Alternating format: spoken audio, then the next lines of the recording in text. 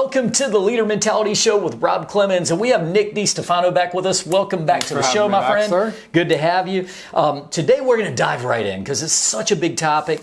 It's about a 20-minute show we're going to do today, but I want to hit the biggest topics of it. It's a massive one, no matter what you're doing, okay? No matter what you're doing, because generations play a role in everything. Yes. You might be at work right now looking at your baby boomer working over here. Your millennial could be over there. Your Gen Xers over here. And guess what? Your Gen Zers are mixing in too. They're in there. Yeah. Probably not a lot of the silent generation people left doing jobs, maybe. No, there possibly. could be a few. Call us if you're still working and you're a silent generation. They're going to send us a letter. They're going to send us a letter. We'll get it. Sorry, I will not take shots at generation Nick this entire show. DeStefano. That's one of my favorite things to do is joke about generations because this is such a fun topic, but it is also one of the topics that can be so polarizing. I love when people are like, these millennials or these my baby boomer parents. Yeah, listen, can we set all that aside? Throw a bunch of stereotypes out. That's not what it's about. It's about how do we lead across the generations, right? I appreciate that. And look, it's fun to have a little fun with it, but you're right. This is super sensitive topic, really. There's age discrimination out there, and there's all kinds of things. So you have to be careful as you're walking through this,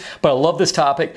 The actual topic of the show is leading across generations, and what we're really talking about is if you're going to effectively do your job, we know connectivity and communication are always the biggest part of that. Look, it's never been about can I make the greatest principles ever. It's can I get people bought in on a principle. Yeah. But when you're dealing with that across multiple generations with multiple ways of doing things, communicating, it's very tough, man. It is so tough. What are you seeing out there right now? You've talked to so many businesses, so many peoples over the last few years. Yeah. What are you seeing that are the biggest challenges people have as they're dealing with generational stuff? So honestly, the biggest challenge I think is just a lack of acceptance. And I say that because far too often, and I jokingly say that obviously this is a polarizing subject, far too often we like to label, stereotype, and not accept that even within generations, the idea of a generation is these are all the people that were born within this time frame, and the reason they might act a specific way is because of the things that happened during their formative years. If you're a millennial, you were born between, depending on which organization you look at and how they define it, anywhere from 1983 all the way up to about 2000. Well, that means when you were in high school or early college years, 9/11 happened. That doesn't define you 100%, but it might define some of the ways that you might generally think. Generations are about how people generally think, and what we often do is we say, this millennial, or they're millennial, or oh, they don't know what they're doing because they're a boomer and they have no idea what they're doing with technology. You don't know that. That is our assumption because of the generalized time when they grew up, and I know lots of baby boomers that are way better at computers than I am, and it's not because of when they were born. Well, I'm going to go ahead and set the stage for that right now. Let's talk about, just in case you're listening to the show for the first time, and I really do want to give people some value with this. Just here's the age ranges, and of course there's different resources and things you can look at, but Gen Zer, if you're born between 1997 and 2012, you are what we would call a Gen Zer. So if you're listening, you're in that age range. And that's a lot of employees now. That when you think about that, they're in the workforce. It's the a big youngest part. Workforce is. I've got Gen Zers working for me right now. I know, I totally agree with you. Millennials, you are from 1981 to 1996. Now, look, here's the thing I've found about that. I mean, you'll find, depending on what chart you're looking at, some people will say millennials started in 1979. Some people will have it run a little longer. Yep. But it really doesn't matter. You get the general gist of it. Gen X, we'll look at 1965 to 1980. So these are the people who, they kind of experienced a lot of the tech boom from back in the early 80s, thinking about Apple computers and all that stuff that was going. And then we have our boomers, and we'll stop at the boomers for now, but generally they have them as 1946 to 1964, somewhere in that range. So if you have found yourself in one of those categories, there are truenesses in all of them. Absolutely. Here's the fascinating thing is we're talking about not judging people. There's some of these people that are on these, like, they're kind of on the fine line. Yeah. You're like 1980 and you're somewhere between Gen X and millennial. Like I've heard people say they're an elder millennial. Right. Or like they're Xennial. Like, it's like you're Gen X and millennial, and you're a little bit of both. Well, the truth is, fascinatingly, millennials actually are almost spread into two significantly different groups. Yeah. It's such a giant group, and it's such a giant divide. If you get the younger millennials, they tend to be more like the Gen Zers. You got the older millennials that tend to be a little bit more like the Xers almost, So there's some fascinating things that are in there. And so as we sit here and we're just throwing labels on people, you're a millennial, you're a Gen. Now, here's my question for you. In an organization where you have that, how do we actually maximize the strengths? Now, hear me out. When I'm saying the strengths, I'm like, look, this is my estimation of things, and we don't want to stereotype, but the baby boomers, a lot of them were around the World War II time frame, and they've learned all about a hard day's work and consistency over years, and they're kind of like a lot of loyalty in them right now, and I think it's a loyalty that to the younger groups is not really on the overall doesn't feel to be there. And I think that's hard, but then you got your Gen Xers, and I think the Gen Xers to me were kind of like the ones who, it's kind of like fight the power, man. We can do this ourselves. Yeah, it's almost like independence. I like to think of the Gen X as the latchkey generation, and that you grew up and you came because your boomer parents were so hardworking and so organization loyal and driven to like put in that hard days of work that like you came home you're and striving against. You got under the mat and you got the key and let yourself in after, and you made yourself dinner and you made yourself a snack and you took care of yourself, and that was your upbringing. So when you look at the next level at the millennials and you think they have no hard work or ethic because they can't figure anything out for themselves. And see, that's what drives me crazy. See, the millennials that I know, very driven group. And quite frankly, like, here's the thing I'm going to say, and we have a fairly short show today, but we can break this into 2 or 3 parts. Absolutely. The thing I've experienced, Nick, is that while we have all these labels and these expectations, I find beautiful things that come out of each generation. Here's my fun one. Now, the Gen Zers, they have all these things like 6, 7 and all this stuff, and stuff that like every other generation's like, what the heck are they doing? We had things too in the other generations. No doubt about it, Yeah, right. Sorry. Did you just say, all right, anyway. So, folks, I'm sorry. I apologize for Nick. No. This is my favorite topic to talk about. But look, here's the thing. You know what I found about the Gen Zers? They are all about efficiency more than any of these other groups that I've seen. Oh my God. They are like, look, why would I spend 8 hours doing something I could do in 4 hours? And shouldn't I be rewarded if I can do it in 4 hours instead of 8 hours? It's flexibility. And here's the thing. I'm talking to a builders group about, I don't know, it was at the state convention last year. And I said, look, here's the thing I think. I'm a builder. What do I want? I want efficiency. I want my jobs going quickly. I want them staying in budget. I'm like, you know what? Maybe some of the Gen Zers should be, come on now, guys. Find out a better way to do it. 100%. So I think there's things that I almost have the different thing. I would like to see each group take traits of the other groups and become like this perfect, well-rounded little. Well, and that's what leading across generations is. We talked about it in past shows, but like getting the right people in the right places.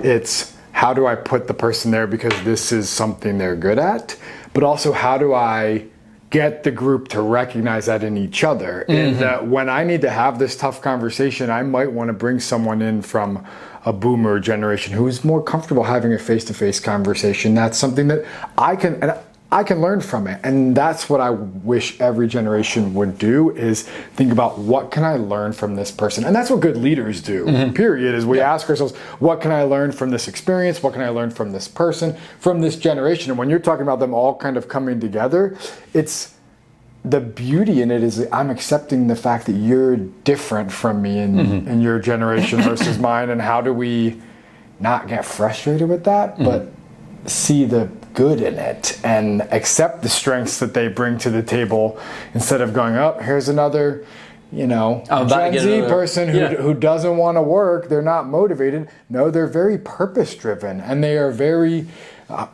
mission conscious. They're very much interested. And that's the reason they want to be efficient, is because if I'm more efficient and I have flexibility, I can take care of the things that matter to me. And it might not be your organization, but they want to work the best they can for your organization so they have more time to do the cause that they care about. That's not a bad thing. Well, I tell you from a management standpoint, and I know sometimes I just throw in, hey, I'm a manager of people, so I like to talk about it in the real world.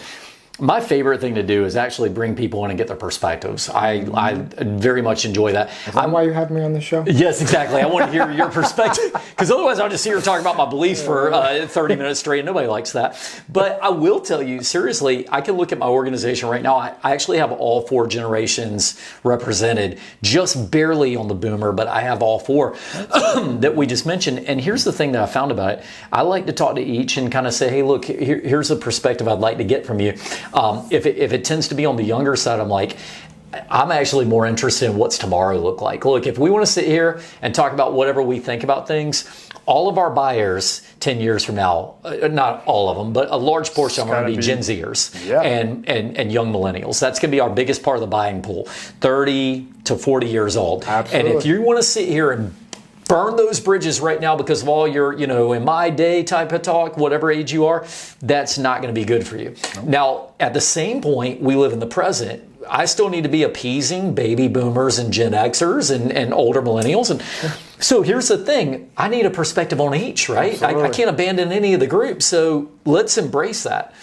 Yeah, and you know what's really cool as you say that is that and I'd be curious to get your thoughts on it, but I think we often put people into these labels and we say there's these groups and we look at all the differences between them, but I think there is far more similarity and connection between the groups than people realize. Okay. I think about like some of and part of the reason I think that happens, and I'd be curious if you agree with this or not, is that because you're raised by, I'm a millennial, so I wasn't raised by Gen X, I was raised by baby boomers. You're a Gen X, you're probably raised by the silent generation. And so I think so much of like what we learn is passed down from the people above us. No question. So then I now, as a millennial, look at what some of Gen X is doing and think, okay, I like some of that because like that's the opposite of what my parents did. Yeah. And so there are more similarities, I think, in terms of what we do and believe and think because of our generations generally. But I agree. And that's good and bad. Yeah. Honestly, this might be the first show where we're just really rapping about life, because at the end of the day, besides the fact I think we can agree, we need to make common bonds between. If you want to be successful in life, you need to find a way to make the common bonds, and you can't turn it into us against them. But here's the deal. I look at it sometimes and I think, we tend to look at our parents and our parents look at us, and we have almost a mutual contract in a good family unit, which is the parents want better for their kids than they had, and the kids will tend to want better for themselves than their parents had in a lot of cases. And so, for example, if I've watched you my whole life, this is what they said about millennials. Mm-hmm. Everybody said, millennials, they want to take off all this time from work and go travel the world. And they said, why do they do that? Because they watch their Gen X parents or baby boomers work 60 hours a week, and then and then it's all gone, and they go, well, I don't want that for myself, and the parents don't want that for the kids. Well, each generation's passing down a little bit of a bias, right? Or maybe not a bias, but a presumption. Yeah. Absolutely. Well, and it's where you're passing down what is almost an expectation or what you've seen in terms of your own. It's kind of like a social construct in the sense that like this is what I've seen, so this is how I should live my life. Like I never grew up in a time when you just walked onto an airplane. Mm-hmm. I grew up in a post 9/11 world. Yeah. I think the first time I went on an airplane was after 9/11, and so that's something that for me changes how I view things like safety.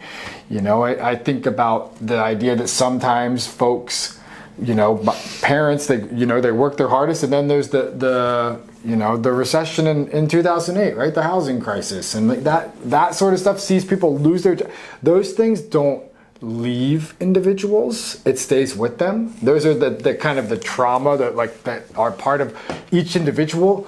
But you cannot, if you're listening to this, you cannot just assume that this person acts this way because they had these parents or because they grew up in this generation, because it's so large, but also, again, it's a generalization around a group of people. And this minute you stereotype, label, put someone in a box and say, this is who they are, you miss out on all the stuff that we've talked about in every other show, all of the opportunity to empower, to be like, and this is one of those topics that can be polarizing. And they go, you know what? I'm not working with this person because they're just a lazy millennial. You missed everything else we've talked about on any other show. I think, right. Yeah, no, I know. Go back and listen to them. Well, I mean, we have common things we do beat the horse on, but I'm going to change the vibe up a little. Like, so you guys know these things, and we're talking about how to work with people, and we know, communicate.